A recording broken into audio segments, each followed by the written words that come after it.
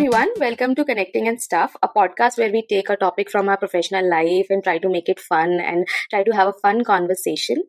Now, today's topic is a visionary topic. It's Web3. Now, Web3 is here for some time, yet a lot of us, we don't have understanding of it, a clear understanding.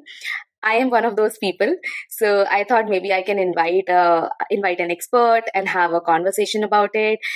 Whenever we talk about Web3, I generally think about how is it going to affect not just my personal life but also my professional life. Because whenever some industrial revolution happens, what happens is a lot of people who are they have a career, right? So their career change drastically. Now, I want to talk about those things, and for that, I invited Pooja Agrawal today. She's a young founder, so she started her professional journey. She wanted to become a doctor, and some things happened, and then she decided to become a content creator, and now she's a founder. So, hi Pooja, welcome to the show, and I would love if you could tell us a little about your journey. From an aspiring doctor to now a co-founder, and also maybe a little about your company in making what you are doing there. So yeah, over to you. So first of all, thank you so much, Rashmita, for that wonderful introduction. I am so Mhm. happy to be here and actually even more excited, to share my thoughts and to hear what you have to say because I have been following your past podcast. So I know, like, I've heard how excited you are and how things go. So yeah, I'm really excited. And as far as my personal background, so you are right. I actually wanted to become a doctor when I was around 17. I think when I was around 15, yeah, I went to Kota to study for the MBBS exam, entrance exam. So there I studied for 2 years, and my mindset got shifted. Actually, I'm a third generation of I'm third generation businesswoman. So as in my Oh. father and forefathers are businessmen. One fine day, like when my college also got over, then I used to follow Manish sir on LinkedIn, the ex-Twitter head of India. So then Hmm. I saw that he started his own company. And then I don't know Oh. why I felt the need to, reach out to him. So I wrote a really good cold email and I also had all the luck sighting on that day because he saw the email and he responded. And he responded with Wow. a really good message that, okay, if you are okay to come to Bangalore, so then I am ready to take Hmm. your interview. And I said, okay, fine, I am ready to come even out of India if you call me. Because, such a big person and he's telling this. So I was so happy. Yeah. And then he took Hmm. my interview. So yeah, that's Yeah. how I landed up in Bangalore. And then after 6 months, company was in some trouble, and then start my own company with Nikhil. That is in making. It's very inspiring, and you sound like a very spontaneous person, right? So, someone called you to come to Bangalore for interview, and you were like there Yeah, next day, yeah, and exactly. and He even tells me this again and again. Like when I used to work there, he used to tell everyone that I called her and she came the next day. Like wow. when we are in college, we don't have much clarity about what we Exactly, are going to do exactly. in Hmm. career wise. I mean, we are Hmm. pursuing a degree, but a part of us Hmm. know that this is not something that we absolutely love. So I Right, don't know right. how we are going to work in this field for coming 30 years of our life. Exactly. So I mean, you having that I feel like you had that clarity earlier than most of us have. So I know a lot of my friends who have completed Hmm. their masters and even PhD, and they are still not Oh. sure what to do in their Right, life. So right. I guess it's very amazing. Maybe it's because you mentioned that Hmm. you have a business background. Your families are in Yeah. business, so Hmm. that sort of also helped you. And being a spontaneous person, I think that also helps, because a lot of people who start thinking about career, their first idea Hmm. is to get a job, and in India it's Right. mostly government jobs. Correct. It starts with government job, then you realize, okay, it's very difficult, Hmm. then you go to private jobs, and the Yeah. idea of startup and being your own boss, it comes Hmm. after certain age and experience, when you actually Hmm. realize, Hmm. okay, Hmm. I am capable, or I am something, and I can go and ask for funding and everything. So Hmm. yeah, good. I mean, it's amazing to know that, being such a young person, you are doing so much. Okay, tell us about in making. What is in Hmm. making and what you guys are doing there? Right. So it all started like me and Nikhil were, like when we got out of Invad, we were just sitting once and we decided, Mhm. we discussed about Web3. I told him that how I feel about Web3 and all that. And I was so excited. Web3 is going to go very big in few years. Not, Mhm. I don't know how many years. It can be 2, 3, 5, or even 10, but it will go big. So why not, Mhm. help our, students or people who want to switch from Web2 jobs to Web3. And if you see out there, there are many Web3 jobs even right now. Yeah. And in Yeah. tech roles, so there are a lot. And even Mhm. in non-tech, there are like community marketing stuff, exactly, etc., etc. Mhm. So we thought, yeah, why not help people? And we both, know people who are in Web3 who have actually a good rep on Web3. So why not connect them Mhm. with the students and help students Mhm. who are just in college or even early professionals? So that's how we thought, okay, let's do something like that. Because if we were in their place and if someone would have helped us, then it wouldn't have Mhm. taken so long to reach where we are. Yeah. So that was the core idea behind starting in making. So now in making we what we do, and that's why the name is in making, Web3 in Yeah. making. So that's how we came up with the name also. Interesting. So Yeah. yeah, so now we have workshops, from people who are doing really good in Mm. Web3. We call them and we have workshops and all. And in few Mm. months we have some really big plans, so which are right now in pilot mode. So yeah, Mhm. let's see how it goes. Yeah, all the best for all those things. Sounds really Thank you. amazing. Like helping professionals Hmm. get. I mean, I really wish when I was young and I was Hmm. even right now. Actually, I feel this sometimes that having this someone, Hmm. a person like a mentor who can tell you Correct. Yeah. what to do, at least advise you, not even tell you. It will Hmm. make your life really easy. Actually I true. mean, talking about this time where Web3 is it's growing, but Hmm. if you look at the market, the web 2 is still I mean, it holds the majority of market, right? Correct. So Hmm. why do you think it is taking so much time for this transition to happen? Is it because of technology? Is it because of people and their mindset and they're comfortable with web 2 and web 3 will be uncomfortable for them? We know this transition will happen, as you mentioned. So why is it taking so much time, and what do you see? How much time would it take, like a decade or maybe more or less? What are Hmm. your thoughts? So first of all, I think Rashmita, the Web 2 is still there. The majority of the part is Web 2. That's true because Mhm. Web 3 is not going to come out of somewhere. Mm. It will have the principles which have the core value of Web 2. So Yeah. if you see Web 1, Web 2 also has the core principles of Web 1. So that's how Mhm. Web 3 will come. It won't come suddenly out of somewhere. So Web Mm. 2 will be the base of Web 3. Then only Web 3 can come, right? Okay. And why is it taking so long? So even so, that question is very what would I say? No one can answer that Mm. because people should. I think that's what I believe, that people need to have patience, and the people who Mm. have patience, they are actually buying maybe cryptocurrencies or whatever it is. They are just buying and just sitting in a corner and having patience, and they know that one day this patience will yield so much results that they will say ki acha hua we had so much patience. So I think it's Mm. the game is all about the patience, that if Mm. you can sense the future and have patience, ki, yeah, one day this patience will give me lot of results. So I Yeah. think that's it all about. And timeline to maybe it can be less than a decade, because if today is, I think, today the year is 2022. If someone would have told Mm. you in 2012 that Rashmita, can you believe that you will spend at least 2 to 3 hours of your day on Instagram? Mm. So you would say, what rubbish are you saying? Why will I Yeah. spend so much time on my phone? But today, Mm. it's many people do that, and I Yeah. think it's the most common thing.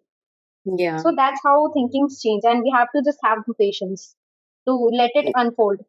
Talking about patience, you give the example of investment. So you buy cryptocurrencies or maybe you also buy stocks and Hmm. you wait for them to give you some ROI, right? Right. Uh, but when it comes to career, Hmm. how do you suggest people should look at this change? As you mentioned, this thing is not going to happen overnight. It will Hmm. gradually change, and web 3 will be a layer above web 2, right? Right. I Hmm. mean, talking about all these things, there should be some knowledge sharing happening, right? So uh, Hmm. I mean, otherwise we'll all lose our jobs, especially people who are working. Right. I mean, my profession and my career, it entirely depends on web 2 right now. Hmm. And Hmm. if I don't learn about web 3 and this thing changes and people Hmm. not suddenly but gradually move to Web3, I will not have complete knowledge to operate in this industry. Hmm. So, I mean, in similar way, how do you think this is going to impact the job market, and how should professionals should start preparing for this change, or should they start preparing for change? Right. So I think Rashmita, this Hmm. depends on the person. Like for me, I think that I have very high risk appetite.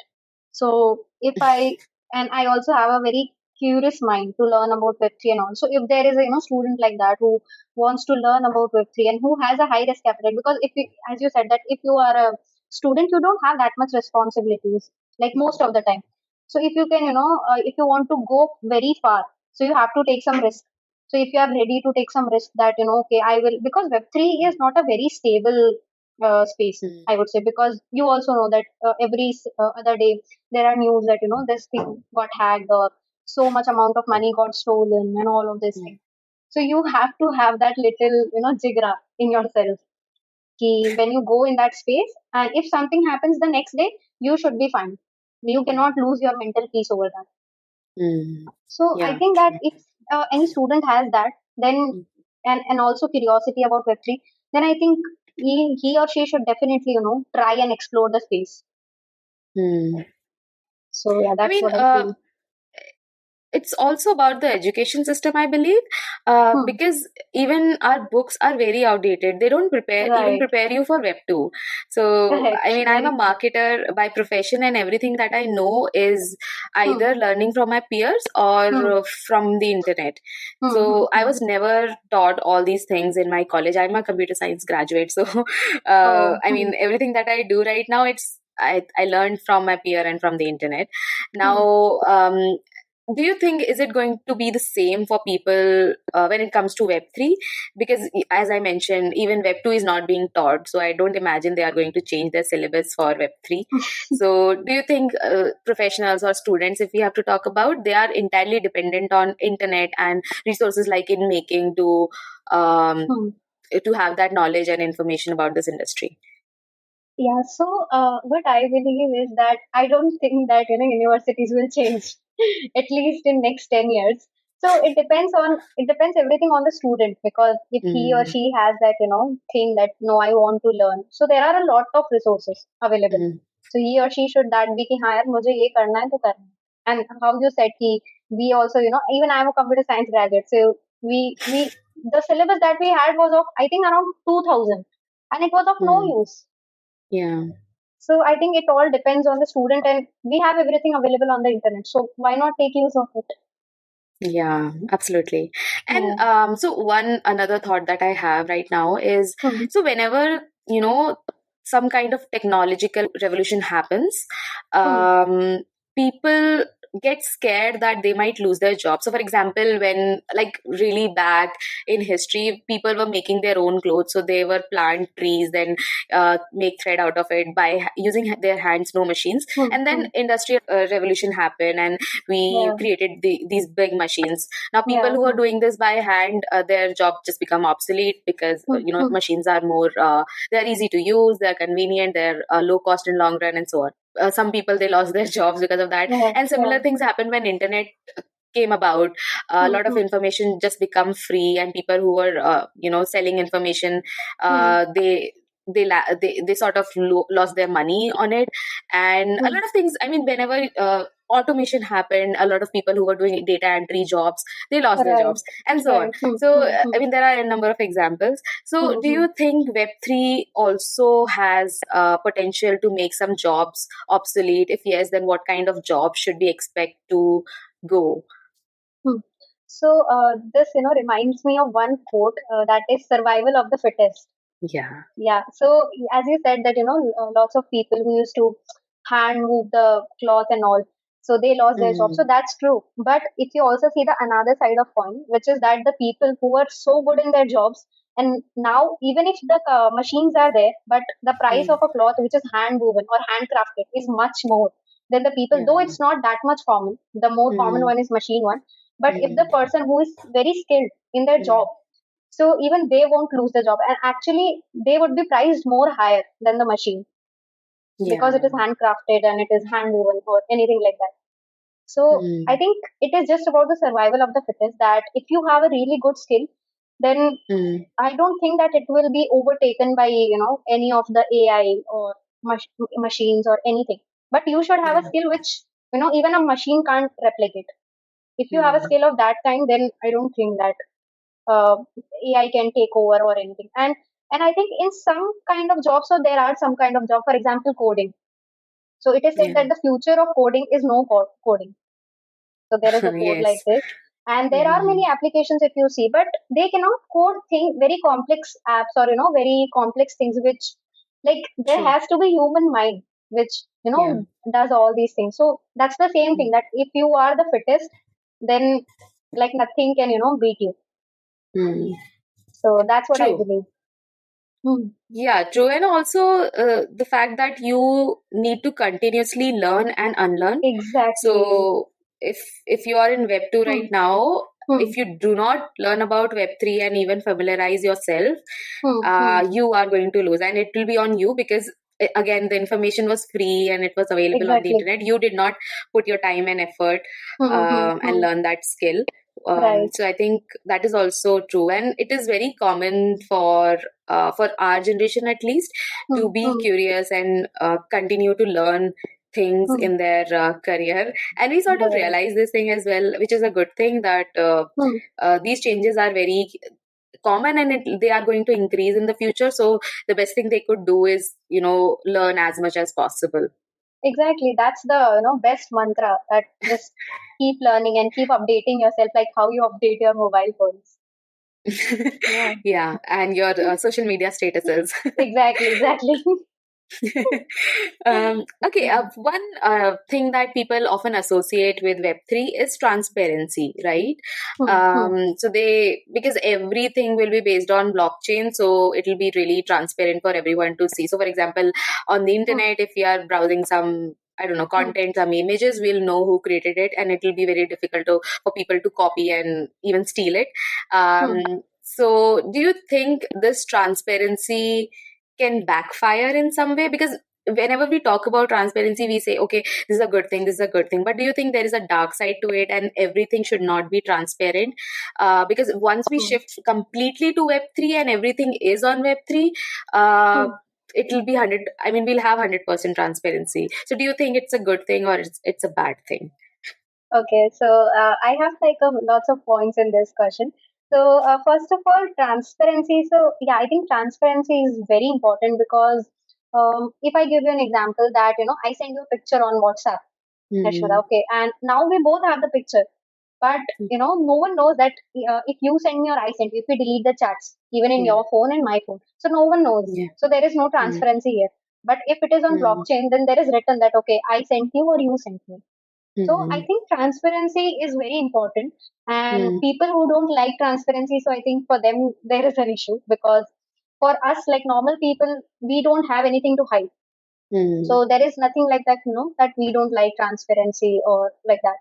So I think transparency is required, but the main thing is that we have to see that how much transparent it can get, because it has like a lot of sides. So I'll explain you that if we talk about decentralization and centralization, so if you remember in 2000, we had like a PC in our homes, right? Yeah. So we Yeah. felt, okay, now everything is decentralized. We can have our own system, internet, and all, and Hmm. everything is in our hands. But then Hmm. soon Microsoft it got their operating system, so they captured the whole market, that you cannot run the PC without their OS, be it Apple's Mac Hmm. or be it Windows.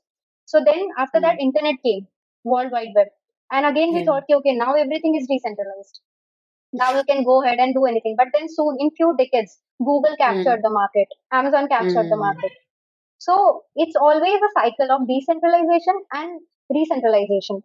Hmm. So That now we is have very to interesting. see that Hmm. how it goes in the history. We can't predict it.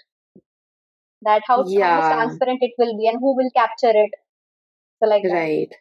So Yeah. there is always I mean, we can expect monopoly and duopoly in Exactly. this situation as well. I mean, this is very insightful. I did not think it like that because yeah, Hmm. when internet happened, we also thought, okay, everything is on internet. We can see, we can Yeah, yeah. know each other. Hmm. We can talk to each other every time, and we actually did for a while. Even Hmm. among our friends group, we were really connected, and slowly. It dies off, and now people don't actually talk to each other and video call one another every time. Hmm. So, I mean, just an example, but Yeah. again, coming back to the decentralization part, yeah, I mean, I can see that now. I mean, when internet, I mean, we get World Wide Web, we thought, okay, we can access anything we want, but then Exactly. Yeah. Google took everything. And before Google, it was Yahoo, I guess. So Yeah. Yahoo Right. was doing really great, and then Yeah. Google took everything. Yeah, and So now now, nobody's. Yeah. exactly, there is like a lot of monopoly. It's just few years that someone comes and captures the market. So we have to see that how it happens in Web3. Hmm. So Yeah. Okay, this is very, I mean, alarming in some way yeah, because I know, right? blockchain is a very powerful technology, and somebody having Yeah. that much power is okay. Yeah, I think the world will continue to go on whatever happens. Hmm. Let's see um, how it unfolds. yeah. So, I mean, coming back to the transition from Web 2 to Web 3, Hmm. again, this is a very opinion based podcast. So, everything that we talk about is just our opinions, and Right. it's not fact in any way or prediction in any way. Hmm. So, I mean, how do you think this transition would happen? I mean, whenever we moved from Web 1 to Web 2, and nobody could have thought, the internet would become such a big thing and people will Hmm. use social media so much. But in your opinion, because if you have to compare Web 1 to Web 2 transition, how do you Hmm. see will transition from Web 2 to Web 3? I mean, even right now, there are so many people who are against Web 3. If you talk about cryptocurrency, a lot of Hmm. Hmm. people, especially governments, Yeah. they Hmm. don't like Hmm. cryptocurrency. They Hmm. think it is very unsafe in some way because they can't regulate it. Control it. Yeah. Yeah, control it. And even it's true in some way, because if I have seen a lot of people who have invested big chunks of their savings in cryptocurrency, and then the market fell and Yeah. they lost a lot Yeah. of money. And then there are also people who took loans Hmm. to Hmm. put their money in crypto, thinking Okay. that Hmm. it'll go up, and it did not go as they imagined. So there are Yeah. people who can take these kind of decisions, and it can impact economy in a bigger picture. Yeah. Hmm. Hmm. So all these things apart, a lot of people are not in support of cryptocurrency, and it's part of Web3. Hmm. So if we decentralize everything, Hmm. I mean, just the example that you gave, sharing images on WhatsApp, Yeah. all these kind of things. Do you think how do you think this change will happen, and what are the parties who are going to oppose, parties as in Hmm. communities or people who are going to oppose this change?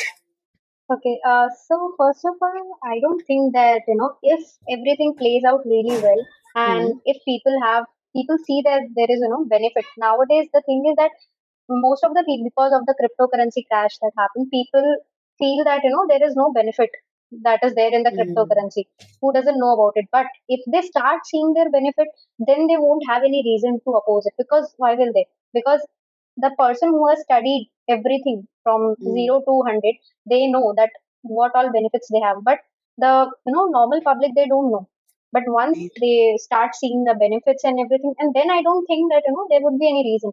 The thing is that, yeah, as of now, of this point, the thing is not, it is broken, the whole Hmm. channel is broken, but slowly it will evolve. And Hmm. once it evolves and it's their full strength, and then people will start seeing the results. And I think it will be really good because, so if I give you an example, then I think there is some app. I just forgot the name of that cab taxi app. So I live in Hmm. Bangalore. You know how there is problem of all the cabs and rickshaws there, and Traffic, I yeah. yeah, traffic. And the government banned Ola and Uber. So there is one app. I think before 2 3 days only I was reading something and I saw that it works on the blockchain, cab taxi app. I Oh. forgot the name. So it works on the blockchain, and I think the people of Bangalore, they will start using it also. So I am actually in Surat, or I would have started using it to Hmm. commute because Ola and Uber is not there, and so like we have very less options. So if there is an option like that which gives you, which is on the blockchain and which helps you so much, then why not use that? Hmm.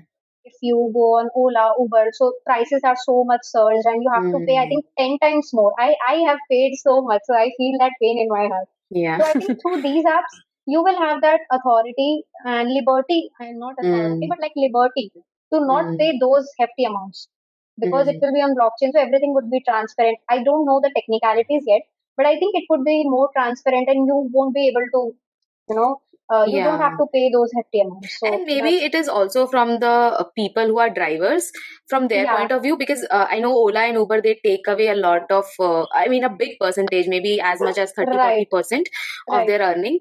And after that removal of that money, they generally don't get much to even refuel their vehicles. I understand. Maybe it's also Hmm, from their perspective, the driver's hmm, perspective, and also the fact that verification would be easy as well. So exactly. the transparency related to verification, because people Hmm, who are part of Ola, they are also part of working with hmm, Uber, yeah, which is yeah, fine. I don't think there is a problem if you are making money yeah. working with multiple people, Hmm, but hmm, it generally it brings the point to the verification. So I don't hmm, think hmm, Ola would want them to work for Uber. It's just that they are not verifying who is he or she hmm, working hmm, for. hmm, hmm. So maybe some problem related to verification would also be solved, bringing it to blockchain. I mean, I'm just assuming. I did not read Yeah, about yeah. it. No, but I think, yeah, actually it will be a really good step because, and also the prices won't be, so much high. Mm, The middleman, which is Ola and Uber, they would be mm, just kicked out. So I think, yeah, it's a really good use case mm, of the blockchain and, Web 3.0. And slowly that's how people will start accepting it. Like if you accept this cab taxi app, you start using it, and then mm. slowly you'll get into everything. That's how I think shift will happen. Yeah, and I think this is how things should happen as well, because this is how Hmm, you'll get used to of this transparency thing. So, for right. example, you are living in Bangalore and you started using that app, Hmm, and you hmm, become you started having this expectation that I should have transparency, and even the person who's driving exactly. me, he should also have transparency about the fare, the money that I'm Hmm, paying. hmm, hmm. So.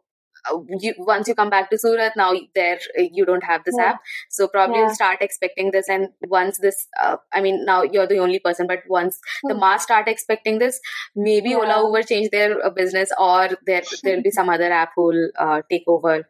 So Correct. Hmm, this hmm, is hmm. how probably things change. And maybe not just the taxi app, but also other places, the apps that we use, all these food delivery apps that Yeah, we right, use. right. Yeah. This is just one example, and that's Mm. how people will start using. Yeah, this is good Hmm. actually. I mean, very um, futuristic in Yeah. some way. And it was really nice having this conversation with you, Pooja. And Hmm.